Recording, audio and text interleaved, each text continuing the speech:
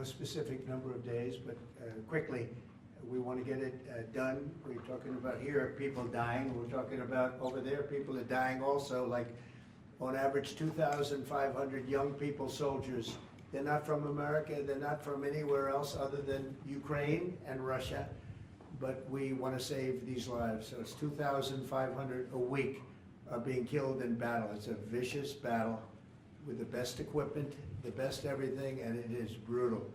2,500 young people a week. Some of them not so young, actually. They're getting older. They're getting older by the month. But 2,500 a week, and we're going to get it stopped ideally. Now, if for some reason one of the two parties makes it very difficult, we're just going to say you're foolish, you're fools, you're horrible people, and we're going to just take a pass. But hopefully we won't have to do that. And Marco's right in saying it. We want to see it end. Think of it. Every day, a lot of people are being killed as we talk about, as they play games. So we're not gonna take that, and we'll see. I think we have a good chance of solving the problem, however. Are you prepared to walk away completely from these efforts and these talks? Well, I don't want to say that, but we want to see it end.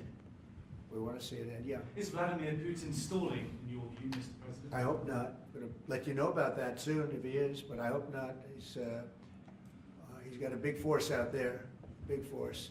It's a war that should have never happened. It would have never happened if I was president. That's a war, and it didn't happen for 4 years. That's a war that should have never happened. October 7th, Israel would have never happened. Iran was broke, and now we'll see what happens with Iran. We have a lot of them out there. We have a lot of things that we're working on right now that shouldn't have happened. None of it. Ukraine would have never happened with Russia. October 7th would have never happened, so you wouldn't have had all the problems in the Middle East. The Afghanistan embarrassment, probably the most embarrassing day in the history of our country, would have never happened. Inflation would have never happened. By the way, prices are down.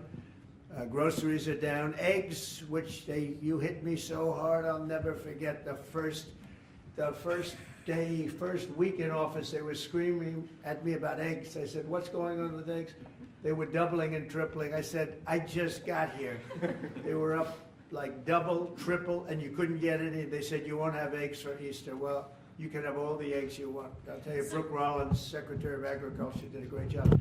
And the egg prices are down 87%. But nobody talks about that.